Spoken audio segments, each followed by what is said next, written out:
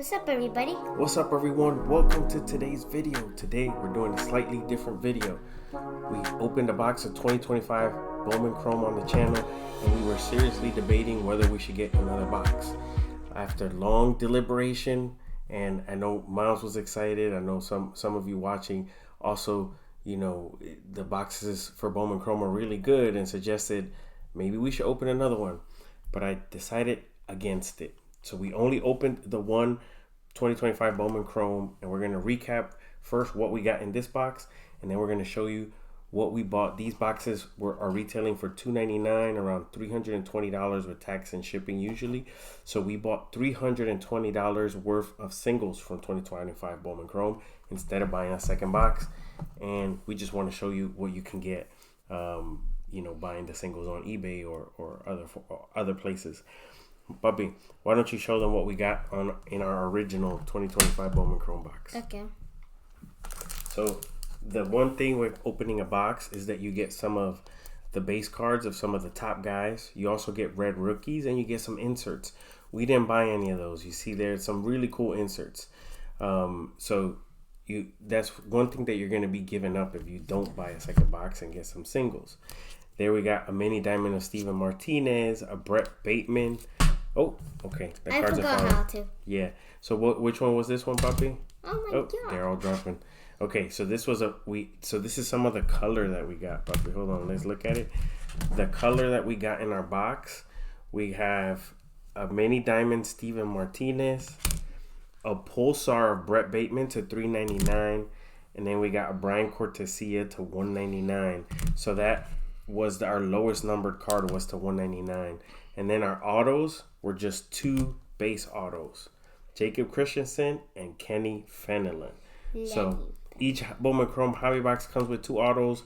You would hope that at least one of them is a parallel. We didn't get lucky. We got two base ones. All right, so that's what we got in our box. One that we didn't show was that we got a purple pulsar Marco Dingus. We already sold that one for about $10. I'll show it here on the screen how much we sold it for. But the color was good. We got a lot of 4 numbered parallels in one box, which is nice. We got some cool inserts and 2 base autos. But here's what we bought with exactly the same amount. It was a little bit more, like maybe $325 in singles, right? So if you guys watched that first video, I don't want to say complaining, but I was just like, I really wish we would have gotten something a little bit more lower numbered, even blue to 150. So you get a little bit more control when you buy your own cards. So the first one we bought was Ronnie Cruz in a purple to $250. This card, I think we bought it for, here I have my list, for $12, right?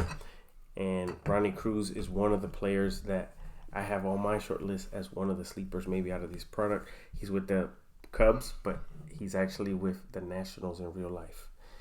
The next one is Wilfry de la Cruz, another Cubby. This one's numbered to $4.99 as a refractor. We bought this one for $8.50. Can you believe that? I feel like that was really cheap. And because these are international prospects, I think over time the prices of the singles are going to keep going down until the next season starts and then the players start performing.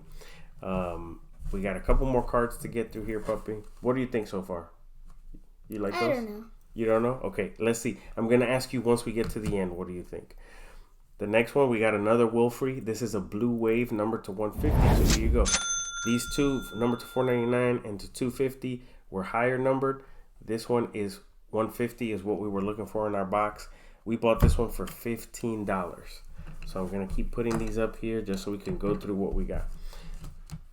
Next one here is probably my favorite card that we picked up. Bo Davidson, another one of these guys that aren't necessarily being mentioned with the top names in the product, but he's one of my favorite sleepers. A true gold to 50. I'm making it a point to collect true gold non-autos of the players I like, and that one's going to go to PSA.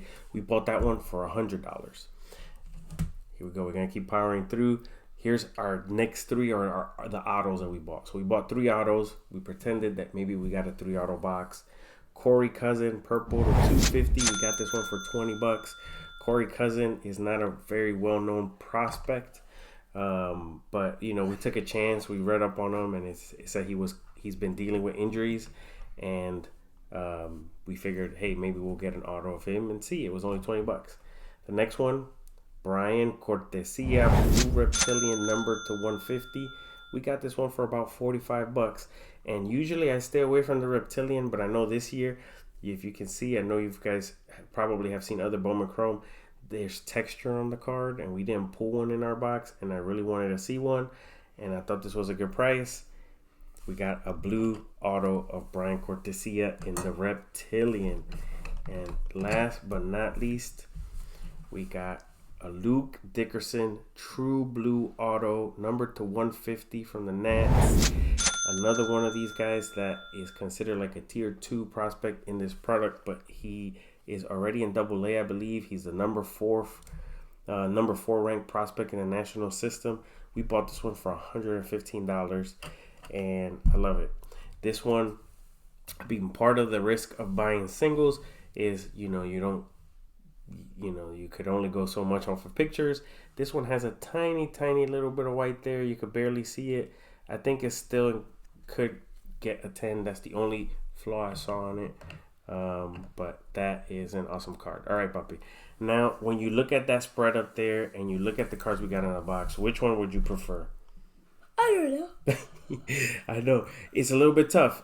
To me, it feels like a no-brainer that the singles, we obviously got all parallels, a lot more color, a lot more variety, 3 autos that we actually like of players that we like in a box. You could take a risk, and then you end up with 2 players that are lesser known.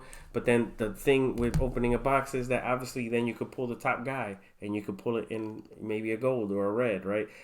You don't give yourself that shot if you don't open a box. Let us know in the comments what you guys think. Is it in this comparison, would you take the singles that we have on stage, or would you take the chance of getting a big hit in another box?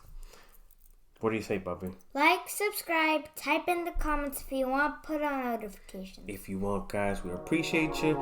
This was a little bit of a different type of video, doing an analysis and compare of either opening a hobby box or buying singles. Let us know what you guys thought about it. Thanks for rocking with us. We'll catch you on the next one. Peace.